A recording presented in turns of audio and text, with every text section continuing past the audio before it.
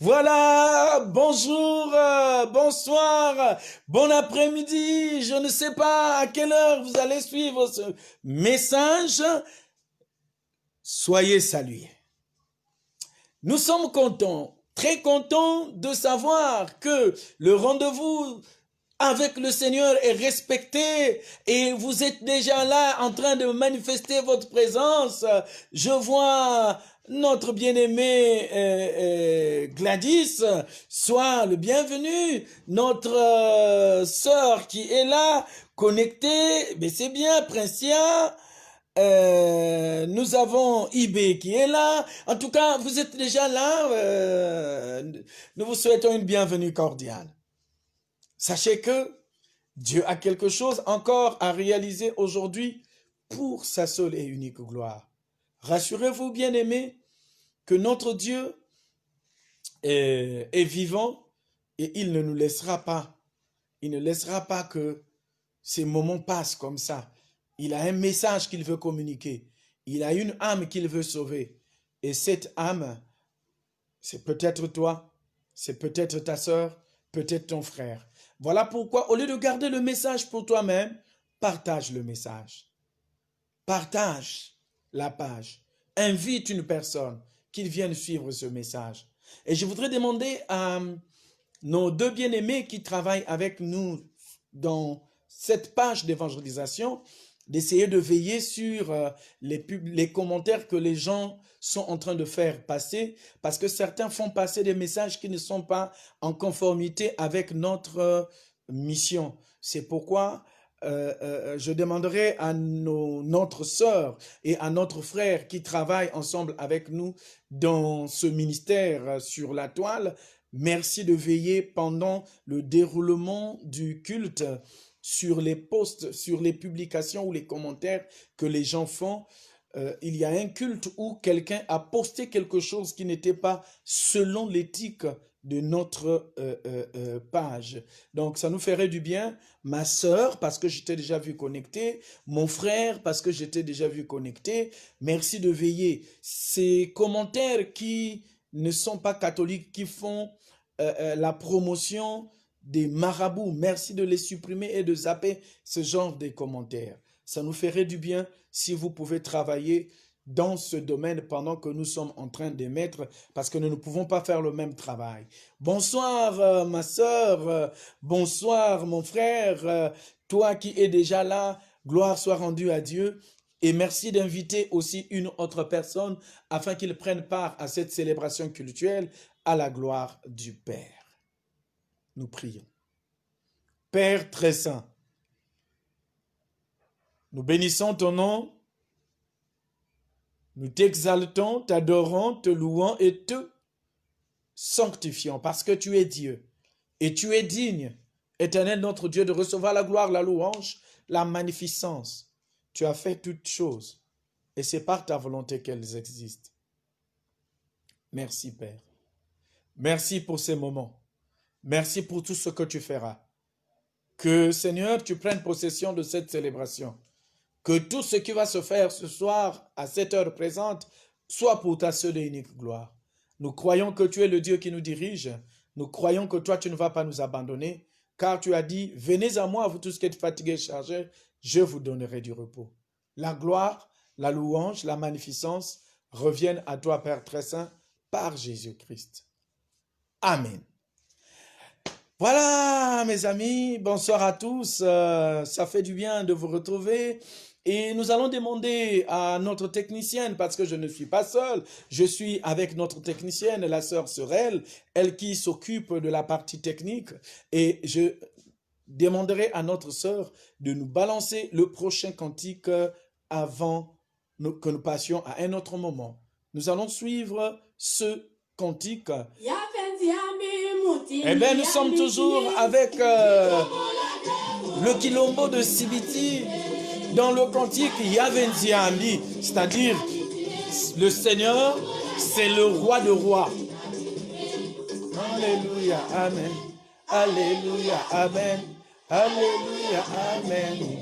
Oh, oh, oh. Alléluia, amen. Alléluia, amen. Alléluia, amen.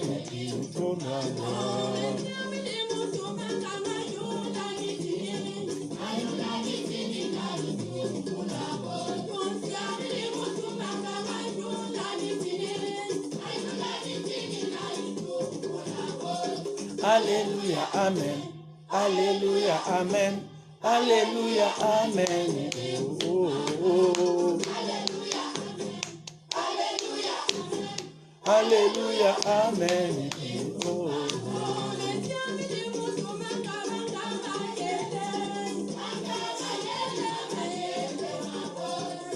Merci de rappeler à ces bien-aimés que le culte a commencé. Et faites-leur un appel. Et dites-leur que le culte a déjà commencé. Même s'ils sont dans leur bureau, eh bien qu'ils se connectent. Parce que c'est l'heure de la gloire. Alléluia, amen.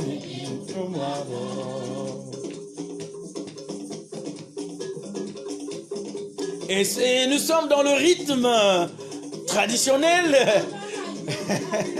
de l'église évangélique du Congo qu'on appelle le Kilombo. Et nous sommes avec le Kilombo de Sinulu. Nous sommes avec le Kilombo de Sibiti.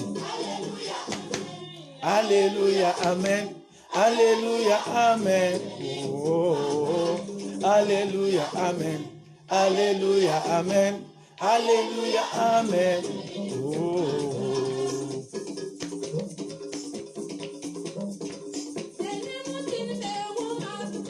Et c'est le rythme traditionnel du Congo, mais nous sommes dans le département de la Lekumu. Ce sont nos bien-aimés qui chantent comme ça. Alléluia, Amen. Alléluia, Amen. Oh, oh, oh. Alléluia. Alléluia, Amen. Alléluia, Amen. Oh, moi, oh.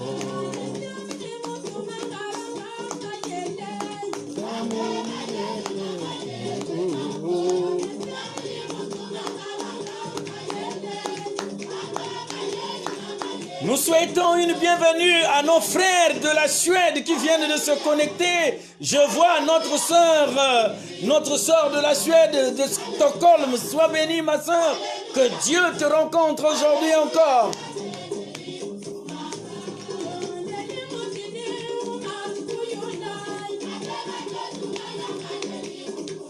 Faites passer le message, parce que nous sommes en train de descendre.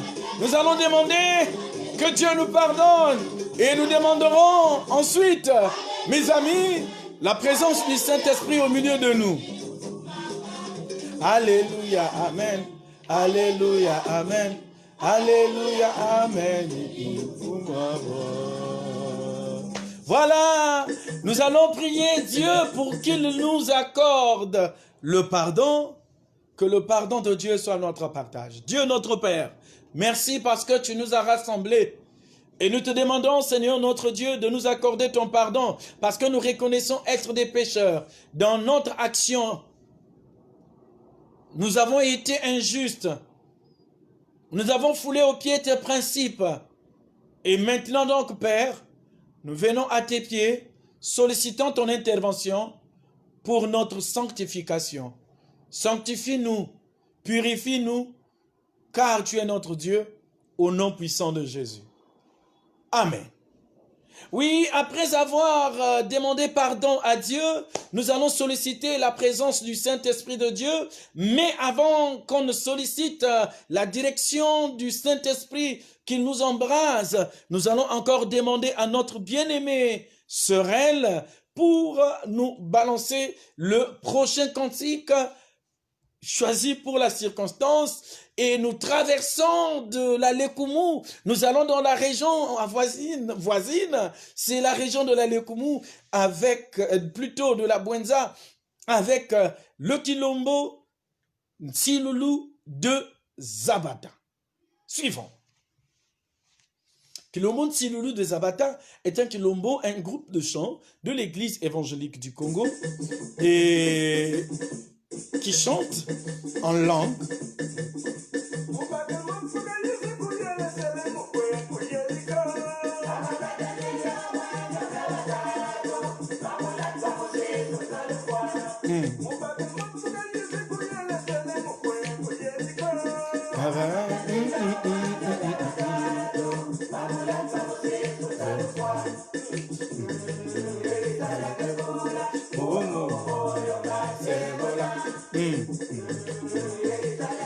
Bienvenue à toi, Axel. Bienvenue à toi, Gildas Nzengimbumba. Bienvenue à Linsley Junior. Soyez les bienvenus. Que Dieu vous croise aujourd'hui.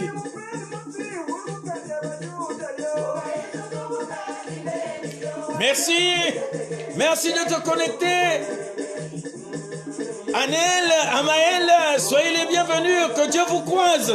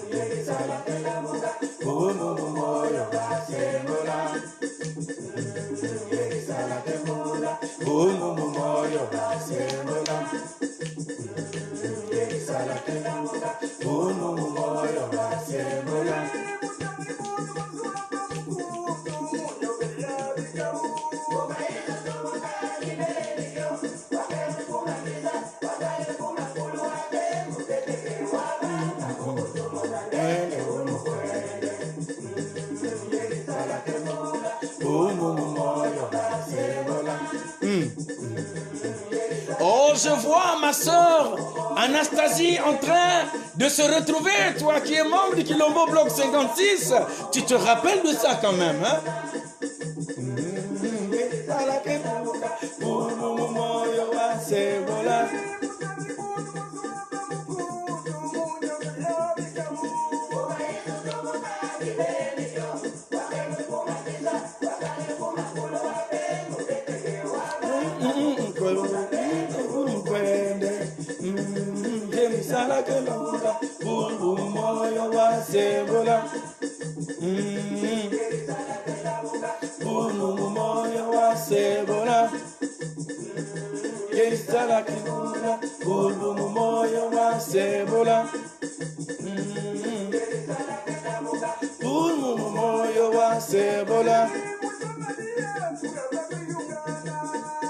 Dans ce cantique, il s'agit de l'histoire du bon samaritain. Et on a vu les Juifs, on a vu les Lévites qui sont passés, mais c'est un bon samaritain. Un samaritain qui est venu le sauver, le prendre et l'amener à l'auberge pour être pris en charge. Oh, le bon samaritain a accompli une œuvre d'amour. Bah, c'est mon là.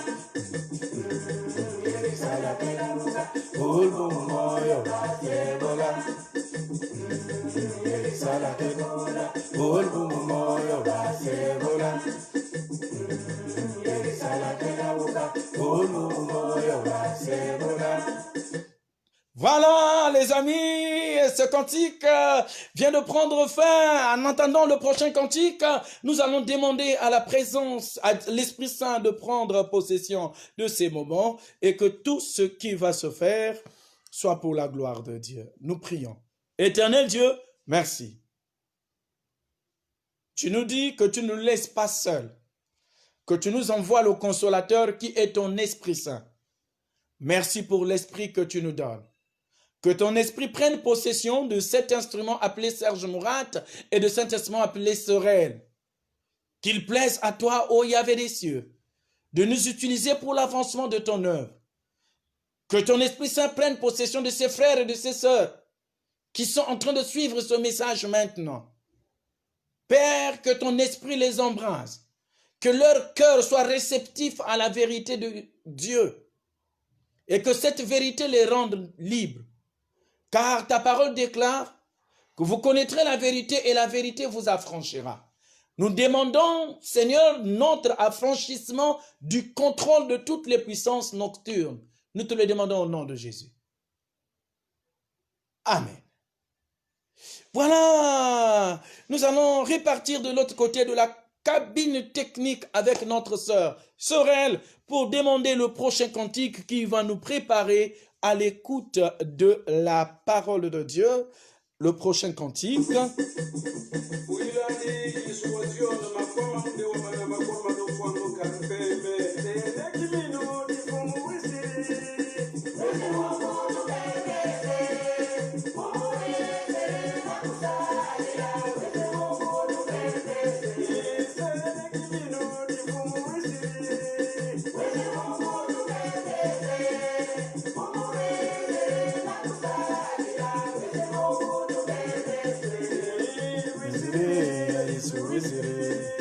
Wesere moko tukembese, como wesere bamusa mila, wesere moko tukembese. Wesere moko tukembese, como wesere bamusa mila, wesere moko tukembese.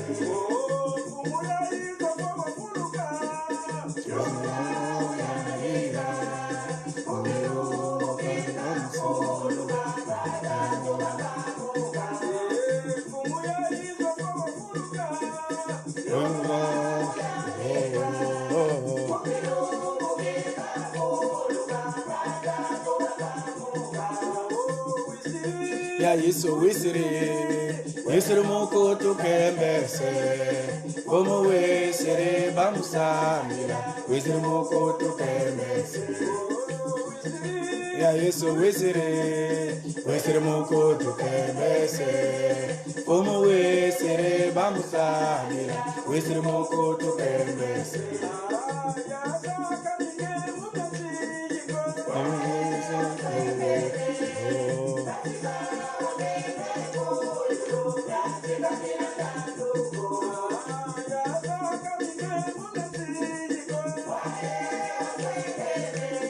Et c'est ça le rythme de chez nous.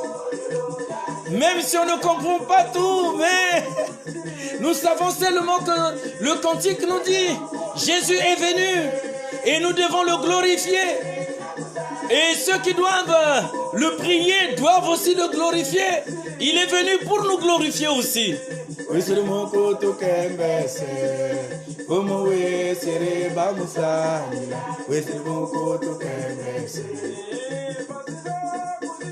Oh, j'attends Colombe.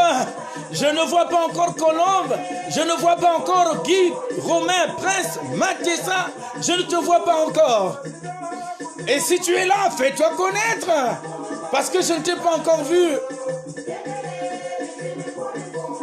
Colombe Babomba, Colombe Mouswami, je ne t'ai pas encore vu, ma fille. Mon fils, je ne t'ai pas encore vu. Ah,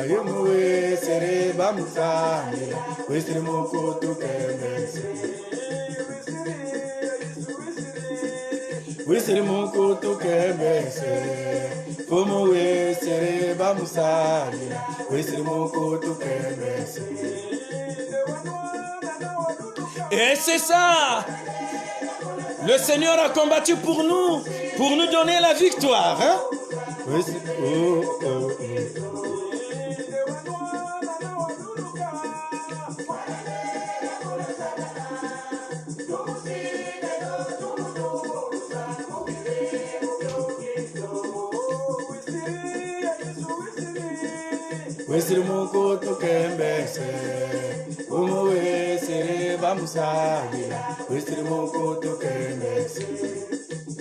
Eh oui, c'est ça.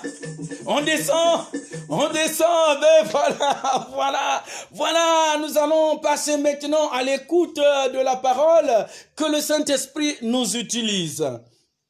Mes amis, je suis le pasteur Serge Mourat, à qui la grâce a été faite ce jour d'être là pour partager encore ensemble avec vous la parole de Dieu.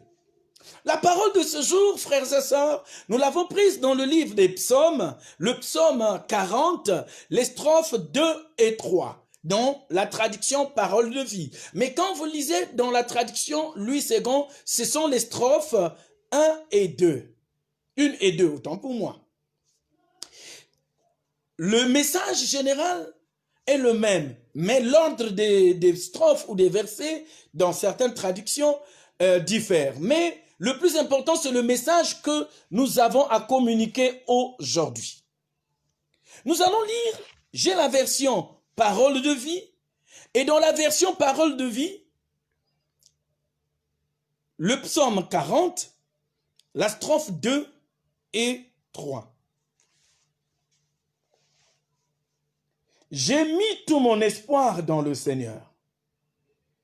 Il s'est penché vers moi et il a écouté mon cri. Il m'a fait remonter. Ah, désolé, au même moment, il y a des appels des frères et sœurs. Ça, ne nous appelez pas maintenant, c'est le moment de l'écoute de la parole, s'il vous plaît. Merci.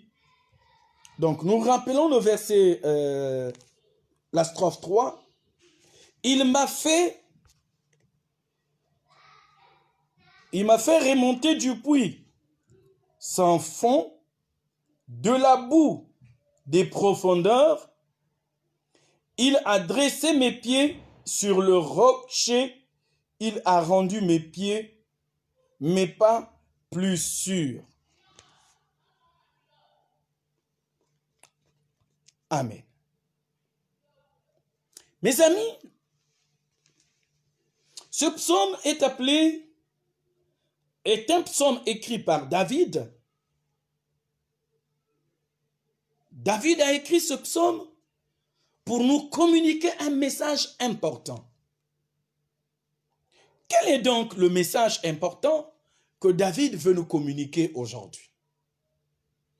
Tout comme David, chacun de nous a fait face à l'hostilité du monde ou fait face à l'hostilité du monde. Cette hostilité peut se présenter à nous comme la trahison, comme l'infidélité, comme la maladie, la stérilité, comme l'incapacité à pardonner. Oui, parce qu'il y a des gens qui n'arrivent pas à pardonner. Tellement les personnes qui sont en face d'eux ou d'elles, ces femmes ont été traumatisées dans leur amour propre, à telle enseigne qu'elles n'acceptent pas de pardonner. Elles peuvent dire j'ai pardonné, mais dans leur fort intérieur, quand vous rentrez dans leur intimité, vous vous rendez compte que c'est difficile. Nous comprenons donc que devant toutes ces difficultés, devant toutes ces situations, il nous faut avoir un socle sur lequel nous devons nous asseoir. Voilà pourquoi le thème de ce soir, le thème de ce jour, le thème de ce message est ainsi formulé. L'Éternel a mis mes pieds sur le roc ou le rocher. L'Éternel a mis mes pieds sur le roc. Mais qui est donc l'Éternel? La Bible nous dit que l'Éternel, c'est le créateur de toutes choses. La cause causante non causée. Celui qui meut tout sans se mouvoir lui-même. Il est l'alpha, il est l'oméga.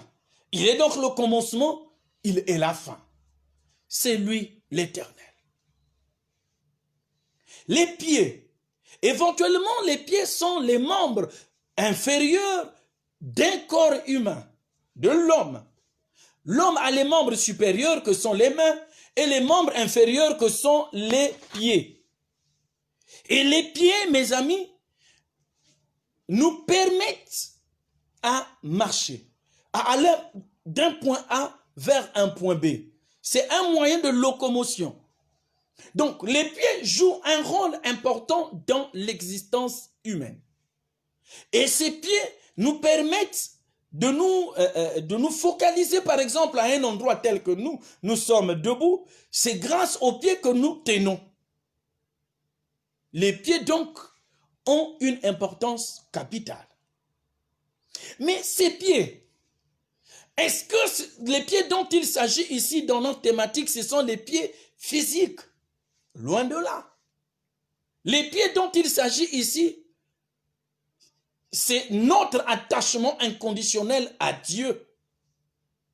Et le roc se présente comme étant le Seigneur Jésus-Christ.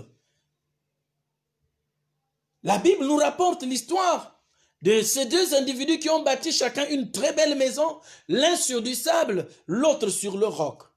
La maison qui a été bâtie sur du sable est partie avec la tempête parce qu'elle ne pouvait pas résister.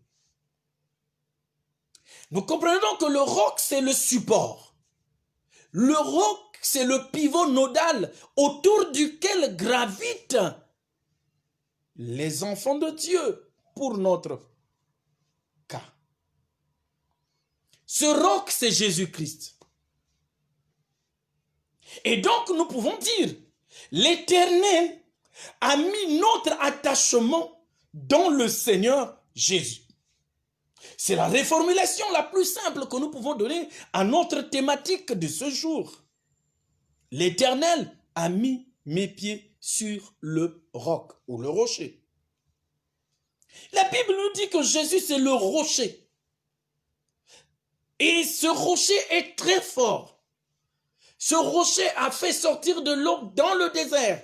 Quand l'Éternel a dit à Moïse, frappe le rocher, le rocher a fait sortir de l'eau.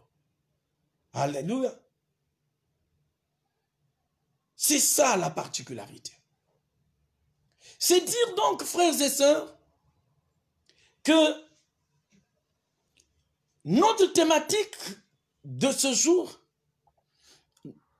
Dieu veut nous communiquer un message fort, un message très puissant. La question que nous pouvons nous poser maintenant, l'Éternel a-t-il tissé une relation particulière avec toi? Et la deuxième, a-t-il mis ta relation sur le roc qu'est Jésus-Christ? Chacun a une réponse à apporter. Une relation étroite, intime, un attachement inconditionnel à Dieu, quelqu'un qui a une relation propre avec le Seigneur, c'est une personne qui marche dans la sanctification. C'est une personne qui a la crainte de Dieu. La Bible nous dit, la crainte de Dieu est le commencement de la sagesse. La crainte de Dieu est le commencement de la sagesse. Oui, mon frère, lorsqu'on a la crainte de Dieu, ça veut dire que le cordon ombilical entre Dieu et toi est toujours là. C'est une relation parfaite. C'est une relation de bon voisinage. Une très bonne relation. Une relation parfaite. Et lorsque une personne a une très bonne relation, une relation parfaite avec le Seigneur, cette personne dégage l'amour. Cette personne dégage la paix. Cette personne dégage la joie. Alléluia. C'est pourquoi Paul, l'ayant compris, pouvait dire, soyez toujours joyeux. Mais lesquels qui sont toujours joyeux? Ceux qui sont toujours joyeux, ce sont les gens qui ont une relation particulière avec Yahweh. Alléluia. Quand tu as une relation parfaite avec ton Dieu, quand tu as une relation puissante avec lui, mon ami, je te rassure que ipso facto, tu as une relation avec Christ qui est son représentant. Parce que la Bible nous dit, je suis le chemin, la vérité et la vie. Nul ne vient au Père que par moi. Alléluia. Mais qui parle ici, c'est Jésus. Pour aller vers le Père, il faut Jésus. Voilà pourquoi notre thématique nous rapporte que nous devons avoir un attachement inconditionnel au roc qu'est Jésus-Christ. Toutes les personnes qui ont une relation forte et puissante avec Jésus, ces hommes sont forts spirituellement. Pourquoi? Parce que Dieu envoie toujours ses anges pour camper autour de ces personnes et pour les délivrer du mal. Alléluia. Les personnes qui sont attachées à Jésus ont des signes qui le montrent. Les signes qui montrent que une telle personne est attachée à Jésus.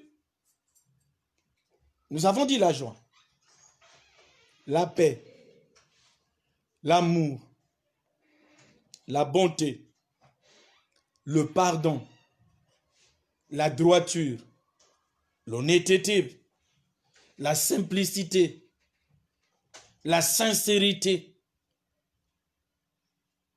Oui, un véritable enfant de Dieu qui est uni à Jésus est un homme simple, est un homme qui dégage la joie. Vous ne verrez pas, quand bien même les choses ne marchent pas dans sa vie, quand bien même les documents administratifs sont bloqués, quand bien même le dossier de la retraite n'est pas encore sorti, quand bien même le visa, on te l'a toujours refusé, Dieu est vivant. Et la personne garde foi en ce Dieu. La personne ne recule pas, contrairement à certaines personnes qui, lorsque les difficultés sont sur leur marche, ces personnes reculent. Or, je bénis Dieu dans la vie d'une sœur. Cette sœur, je ne voudrais pas cacher son nom. Désolé ma sœur, je n'ai pas eu ton aval, mais je voudrais quand même donner ton prénom.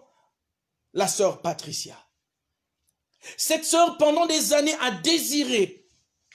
Le Seigneur l'a convaincu que son bien-être sera en Occident. Et il faut qu'elle parte en Occident. Elle a utilisé tous les moyens possibles. À maintes reprises, elle a eu les refus. Mais, au moment arrêté par Dieu, la sœur a eu un visa. Dans son compte, il n'y avait pratiquement rien. Alléluia. À l'heure où je vous parle, elle n'est plus au Congo. Maintenant, elle est en Europe, en France en particulier. La parole de Dieu nous dit que cette prophétie est arrêtée. Elle est en train de suivre son cours. Elle va s'accomplir. Elle va s'accomplir assurément, obligatoirement. Ne désespère pas. Si tu vois la promesse de Dieu dans ta vie, retardée. Il y a un temps pour toutes choses. Et quand ton temps va arriver, tu verras la gloire de Dieu, comme notre sœur Patricia, comme notre sœur Gina, celle-là qui, pendant toute son existence juvénile, n'a pas pu avoir un enfant. Mais Dieu lui fait la grâce d'avoir un enfant à l'âge de 50 ans. Elle a sa première fille à 50 ans. Et cette fille est née à Paris. Elle travaille au Congo. Mais Dieu l'a dit, l'enfant que je te donne ne naîtra pas au Congo. Cet enfant va naître en France. Et elle est née en France, cette fille. Elle est revenue au Congo, mais elle est née là-bas, selon la promesse de Dieu. Ceux qui sont attachés au Seigneur, même quand ça ne va pas, ils sont heureux. Ils dégagent de la joie. Dans notre texte, frères et sœurs, le psalmiste nous dit, j'ai mis mon espoir dans le Seigneur. Il s'est penché vers moi et il a écouté mon cri. Question. David a crié. Pourquoi? Évidemment, David a crié parce que David faisait face à l'hostilité du monde. Il avait autour de lui des gens qui en voulaient à sa royauté et donc à sa vie. Voilà pourquoi David tourne son regard vers le Seigneur et il crie.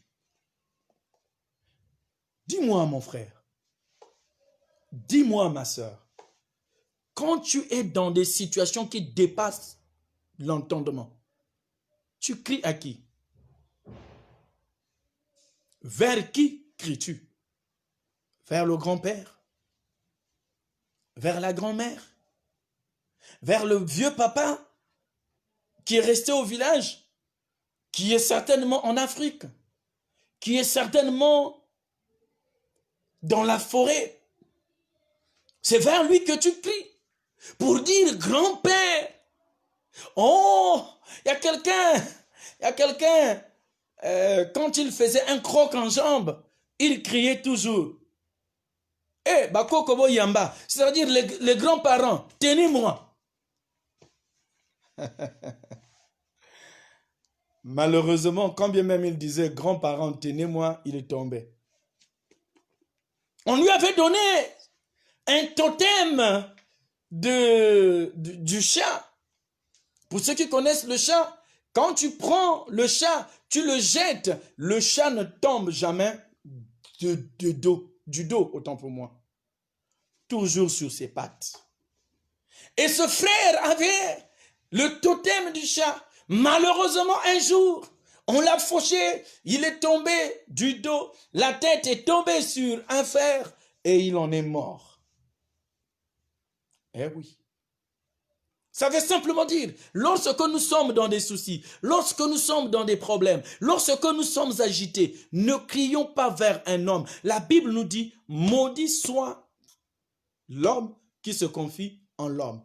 Ça ne veut pas dire qu'on ne peut pas confier à Dieu son problème en passant par un homme de Dieu, une servante de Dieu. Non, ce n'est pas ce que je voudrais dire. Mais se confier à l'homme ici signifie avoir toute la certitude que cet homme-là, c'est lui qui me donnera la réponse. Non, moi je suis incapable de te donner une réponse. Si tu penses que moi je vais prier pour toi, pour que tu aies les papiers, tu n'en auras pas. Mais tu auras les papiers si tu crois en Dieu, si tu crois en Jésus-Christ, si tu as un attachement inconditionnel, si tes pieds sont enracinés sur le roc qu'est Jésus-Christ, tu auras tes papiers. Parce que c'est Jésus qui est capable de toucher le cœur de l'administration qui s'occupe des papiers. C'est Jésus qui est capable de toucher le cœur de ceux qui s'occupent du recrutement.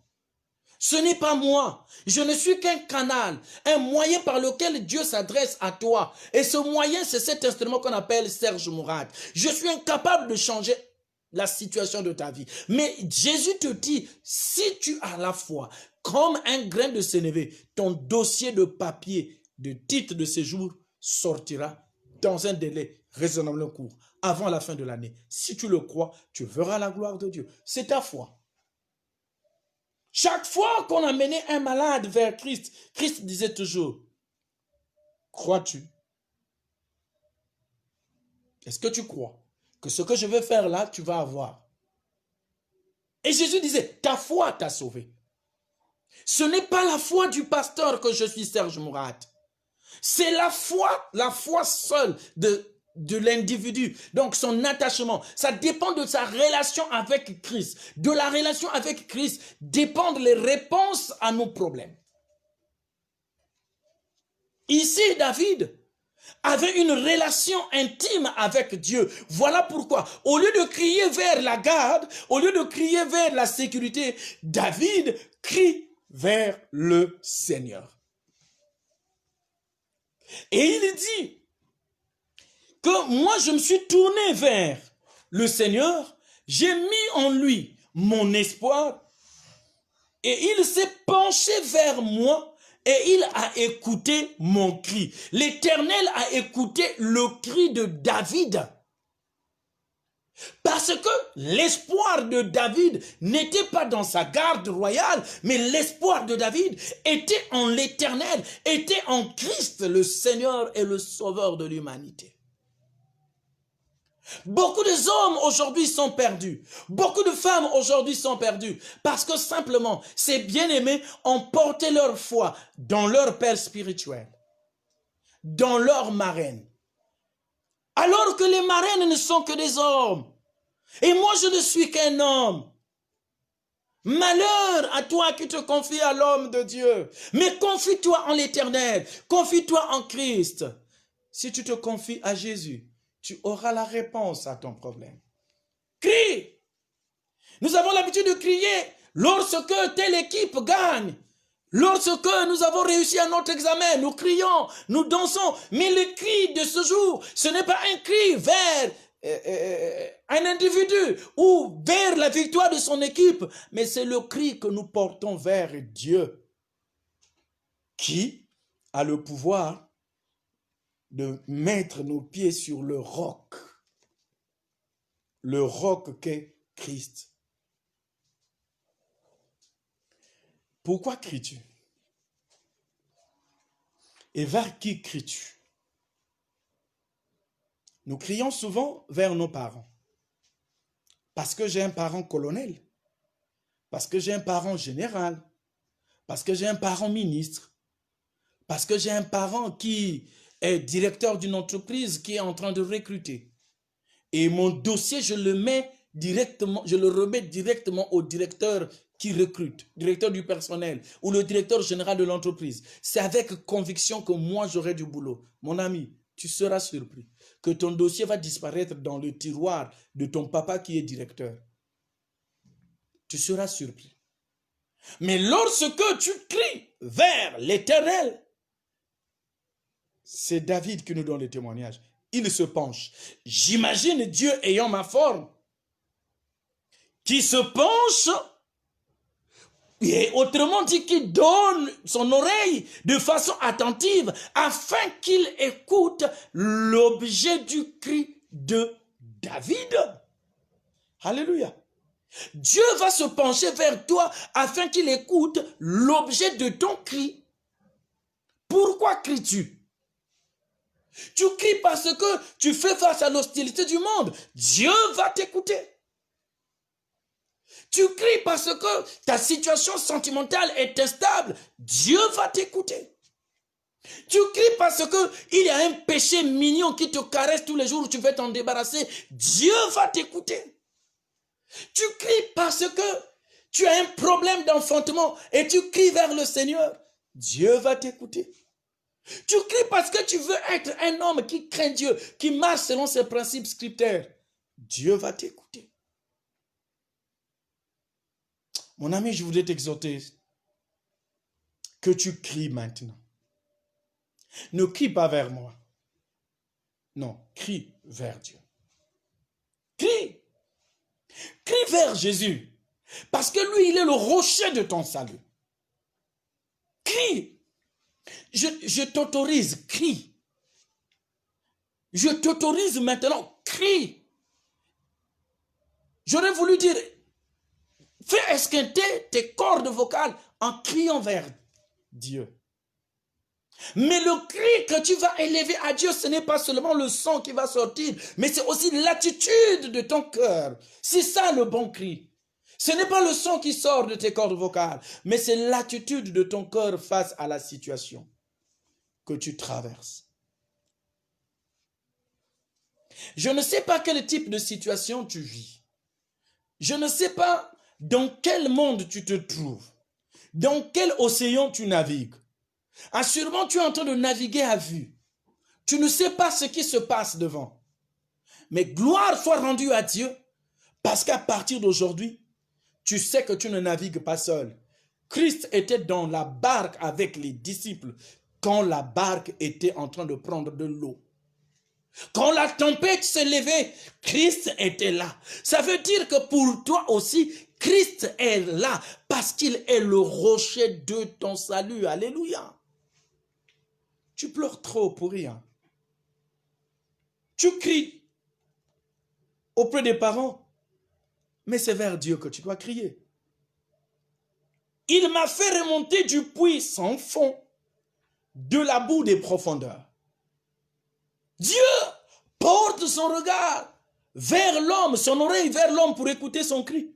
Et il étend sa main pour sortir David qui est dans le bourbier. Il le sort du bourbier. Dans quel bourbier te trouves-tu? Le bourbier du mensonge? Le bourbier du vol? Le bourbier de la masturbation? Le bourbier de la pédophilie? Le bourbier de l'homosexualité? Le bourbier de la corruption? Le bourbier du vagabondage?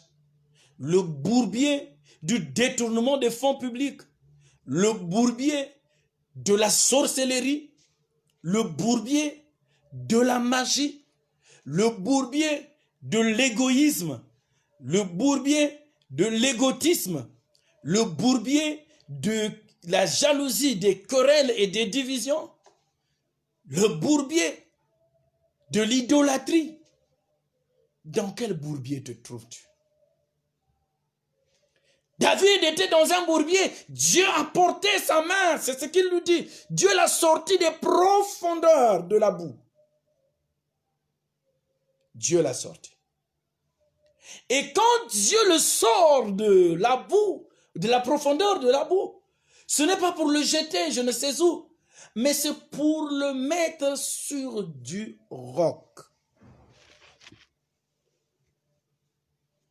Dieu prend ceux qui sont dans le malheur, il les sort, il les fait asseoir sur le roc, sur le trône, dans la gloire.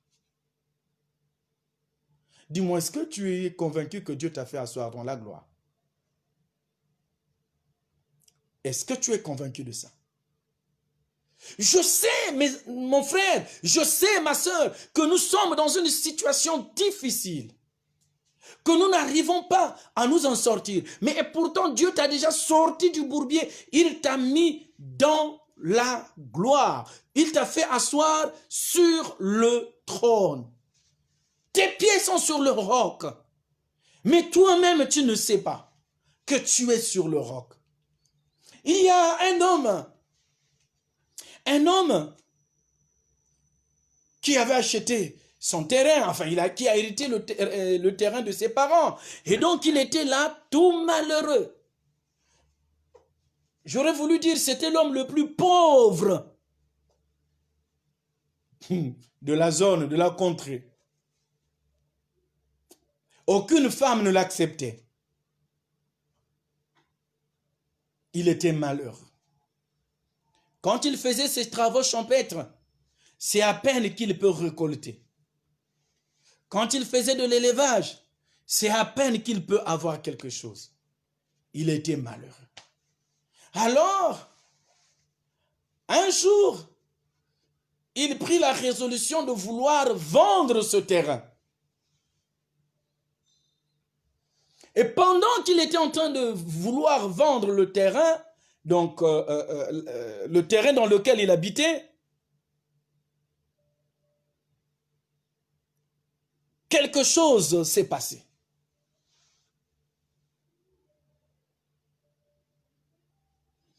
Et qu'est-ce qui s'est passé?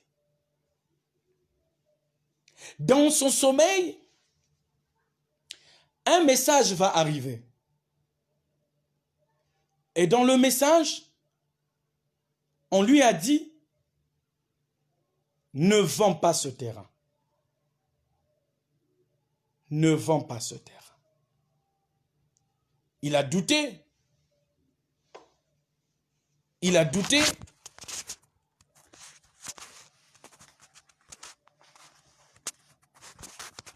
Il est revenu. Ne vends pas ce terrain. Il a encore dormi. 2-3 jours plus tard, le message revient, ne vends pas ce terrain. Et finalement, il n'a pas vendu le terrain. 1 an plus tard, une entreprise est arrivée et l'entreprise va donner le message selon lequel